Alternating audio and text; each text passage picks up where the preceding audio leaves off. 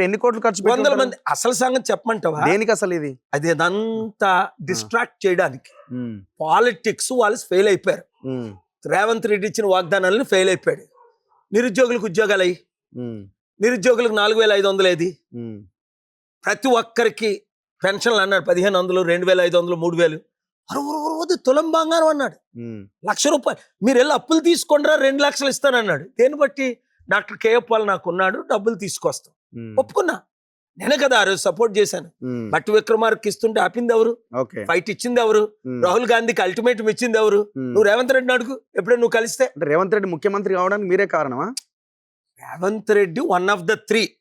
ఉత్తమ్ కుమార్ రెడ్డికా, బట్టికా, రేవంత్ రెడ్డికా ఫైట్ ఇచ్చిన వాళ్ళు 6-7 ఉన్నారు.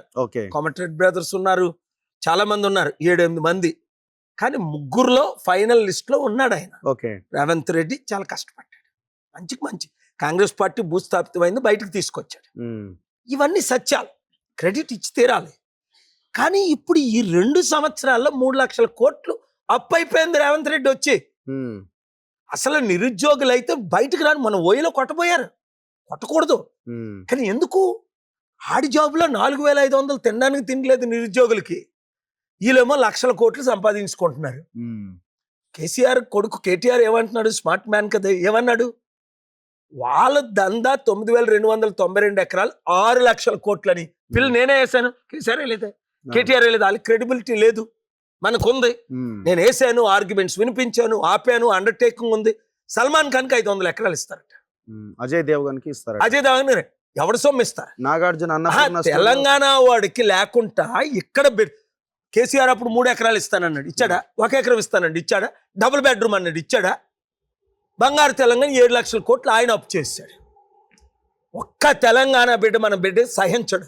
1,500 మంది ప్రాణం పడితే వచ్చింది తెలంగాణ. ఎందుకు గద్దరాన్ని వీళ్ళందరినీ చీ అని ప్రజాశాంతి పార్టీలో చేరాడు చెప్పు నువ్వు? బీఆర్ఎస్ ఎందుకు? నీకు ఇంటర్వ్యూ ఇచ్చాడా లేదా గద్దరాన్న? ఇక్కడే కదా. ఎందుకు చేరాడు? గద్దరాన్ని కానీ తెలివైనడు ఉన్నాడా?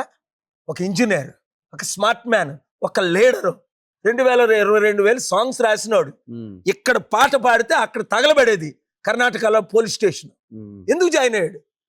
రాహుల్ గాంధీ అడిగిన, సోనియా అడిగిన, కారణం ఒకటే, doctor KF Paul, I'm your follower 35 years. I'm seeing you where you can take India to the next level. Not Modi, not Amit Shah, not Revanth, not Chandrababu, not KCR. నాకు ఒక విజన్ ఉంది. ఒకటే చెప్తున్నాను. ఇప్పుడు 2047 తెలంగాణ రైజింగ్. ఇదే మొదటి దానికి మొగుడు లేడు, కడదానికి కళ్యాణి. ఇప్పుడు తినడానికి తినలేకపోతే 2047 అన్నది డ్రీమా? ప్రతి ఒక్కడు కేఎఫ్ పాల్ అయిపోతావు 3 trillion. ఎందుకంటే నేను సక్సెస్ అయ్యానని. 3 trillion ఎకానమీ సాధ్యం కాదా? నేను నిజంగా కొడతాను ఇలాంటి ప్రశ్నలు అడిగితే. నువ్వు అన్ని తెలుసుండే ఇది ఏంటిది? 2047 తెలంగాణ రైజింగ్ అంటే మొత్తం అరే బాబు, తెలంగాణ ఉండదు. 2-3 సంవత్సరాల్లో ఏం చేస్తారు? ఇండియా ఉండదు, సర్వనాశనం అయిపోతుంది. శ్రీలంక ఉందా ఇప్పుడు? నేపాల్ ఉందా? ఏమైంది?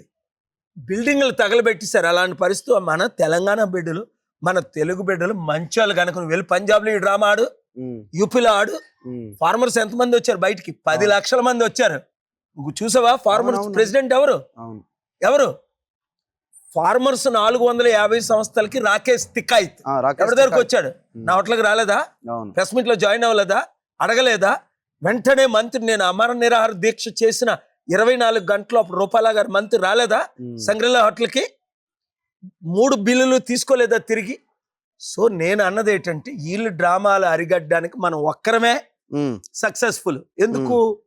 మన బీసీలని అనగొట్టడానికి. మనం 52% ఉన్నాం, 42% అంటారు ముందు. మళ్ళీ బీసీ నినాదం అంటారు, అక్కడ వెళ్ళి ఆడు చెప్పినట్టు చేస్తారు. ఇక్కడేమో వీళ్ళందరూ మద్దతు ఇస్తారు. అసలు రియల్. సో ఇవన్నీ డ్రామాలు తప్ప. నిరుద్యోగులకు ఉద్యోగాలు రావాలంటే ప్రతి ఒక్కరు వినండి, నేను ఒక్కడనే తేగలను. ఎందుకు? అడవిలాంటి హైదరాబాద్ అప్పుడు చంద్రబాబు నాయుడు, మోదీ, కేసీఆర్, వైఎస్ఆర్ వీళ్ళందరూ ఎమ్మెల్యేలే. అప్పుడు 100 కంపెనీలు తీసుకొచ్చానా లేదా? నేను ఎందుకు ప్రపంచం వదిలి వచ్చాను? గూగుల్ ఎవరు తీసుకొచ్చారు? గూగుల్ చేయండి. మైక్రోసాఫ్ట్ ఎవరు?